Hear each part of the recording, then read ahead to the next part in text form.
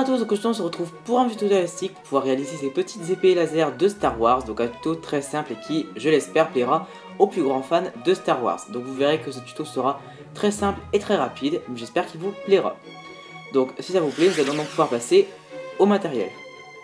Donc tout d'abord au niveau des élastiques, il vous fera 21 élastiques gris pour pouvoir réaliser le bas de l'épée, ainsi que de 7 élastiques noirs. Et il vous fera également donc 13 élastiques de la couleur de votre choix. Moi je vais donc réaliser cette épée en rouge cette fois-ci, mais vous pourrez bien sûr la réaliser dans la couleur que vous voulez. Vous pourrez également réaliser donc ce petit schéma qui va vous aider pour pouvoir réaliser l'épée laser. Donc comme d'habitude, je vous conseille de mettre la vidéo en pause et de recopier ce schéma.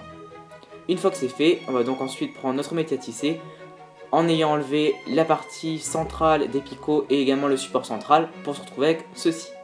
Et on va donc pouvoir commencer à tisser. Donc je vais me placer plus ou moins au milieu du métier à tisser et tout simplement avec un élastique rouge tout d'abord mettre mon élastique et le tourner 3 fois sur un picot comme ceci. Ensuite je vais donc placer 2 élastiques rouges le long des 2 picots. Donc je le place le long du picot du bas et du picot du haut et avec mon crochet je vais donc tout simplement venir prendre le premier élastique que j'avais tourné sur mon picot et le remonter par dessus pour que sur mes picots il n'y ait que les 2 élastiques que j'ai placés tout à l'heure.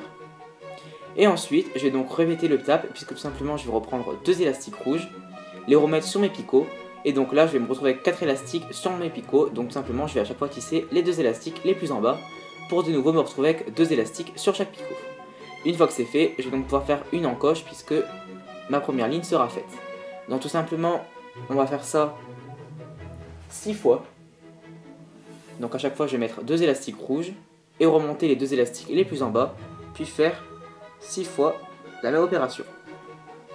À chaque fois je prends donc 2 élastiques rouges, ce qui fait que je me retrouve avec 4 élastiques sur chaque picot. Je tisse donc les 2 élastiques les plus en bas pour me retrouver à chaque fois avec 2 élastiques et je fais une petite encoche. Donc après, bien sûr, si vous voulez faire une épée un peu plus grande, vous pourrez faire cette étape plus que 6 fois. Si par contre vous voulez avoir une épée plus petite, il vous suffira de faire cette étape moins de 6 fois. Mais je trouvais que 6 fois c'était à peu près une longueur correcte. Donc une fois que ce sera fait, on pourra ensuite passer au reste. Donc là je vais remettre une dernière fois 2 élastiques rouges.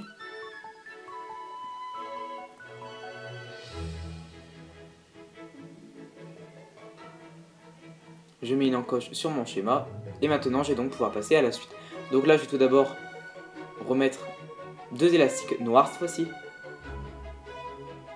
Donc la méthode ne change pas. Je fais une petite encoche et là par contre il va y avoir une petite modification puisque on va passer de 1 à 2 carreaux.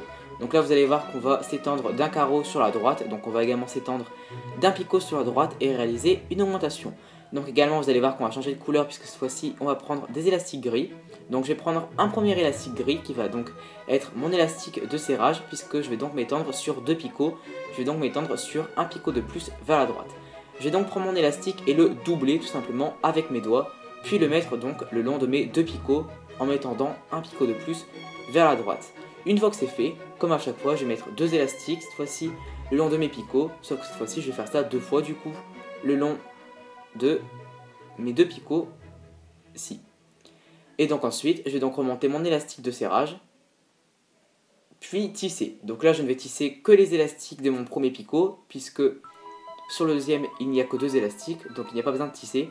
Je ne tisse que les picots contenant 4 élastiques, comme ceci. Et je peux donc maintenant faire une nouvelle encoche sur mon schéma.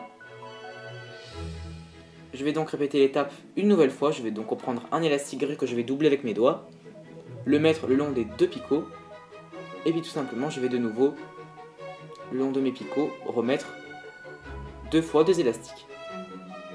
Une fois que c'est fait, je vais avec mon crochet remonter l'élastique de serrage, et cette fois-ci remonter les élastiques de tous les picots, puisque chaque picot contient 4 élastiques. Je vais donc remonter à chaque fois les 2 élastiques de chaque picot pour me retrouver à chaque fois avec 2 élastiques. Je fais une nouvelle encoche et maintenant je vais renouveler l'étape, mais cette fois-ci avec des élastiques noirs. Donc Même chose, je prends un élastique noir que je double, je le mets sur mes 2 picots, et ensuite je peux reprendre 2 élastiques noirs, et à chaque fois les placer sur mes picots. Je remonte ensuite avec mon crochet l'élastique noir, et je tisse de nouveau les 2 élastiques les plus en bas, qui cette fois-ci seront facilement reconnaissables puisque ce seront les élastiques gris. Je fais une nouvelle encoche, et je vais maintenant pouvoir répéter l'étape une dernière fois, cette fois-ci en revenant avec des élastiques gris. Donc je reprends un élastique gris, je le double, je le mets sur mes 2 picots, encore une fois. Je replace à chaque fois 2 élastiques, comme d'habitude. Et ensuite, je vais maintenant remonter mon élastique de serrage et tisser mes élastiques. On pourra ensuite faire une dernière encoche à notre schéma. Et on pourra ensuite refermer notre création. Donc notre schéma, on va pouvoir le mettre de côté, on n'en a plus besoin. Et maintenant, je vais donc, pour refermer ma création, remonter tout d'abord tous les élastiques des picots du bas au picot du haut. Donc je prends les 2 élastiques de mon picot du bas et je le remonte vers le picot du haut. Je fais la même chose pour le deuxième picot. De cette façon, toute la partie inférieure de mes picots est libre. Je vais donc maintenant réaliser une toute petite chaînette le long de mes 2 picots. Donc simplement, je vais mettre 2 élastiques gris le long de mes 2 picots. Et maintenant, je vais de nouveau pouvoir remettre tous les élastiques des picots du haut vers les picots du bas. Donc là, il y a 4 élastiques sur chaque picot, donc je vous recommande de faire 2 par 2, ce sera plus simple. Et donc tout simplement, je vais donc à chaque fois ramener tous les élastiques des picots du haut vers les picots du bas.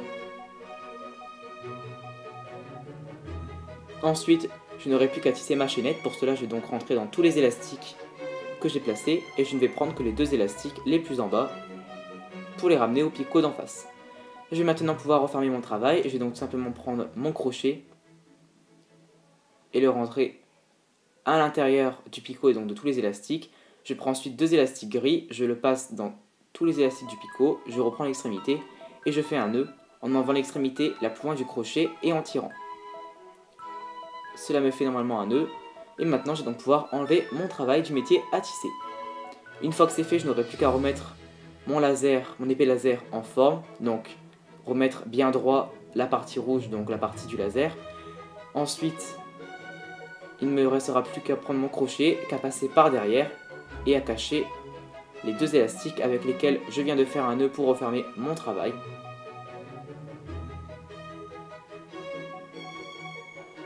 Et une fois que c'est fait, mon épée sera terminée. Vous n'aurez plus qu'à la remettre s'il le faut en forme. Et voilà. Donc j'espère vraiment que ce petit tuto vraiment très simple et très rapide vous aura plu. Vous pourrez, comme vous voyez, réaliser ces petites épées laser dans toutes les couleurs que vous voulez. Donc voilà, j'espère vraiment que ceux qui aiment Star Wars auront aimé ce petit tuto. Et si c'est le cas, n'hésitez pas à vous abonner à ma chaîne YouTube, à commenter et à liker. Et je vous dis à bientôt pour de prochains tutos. Salut à tous!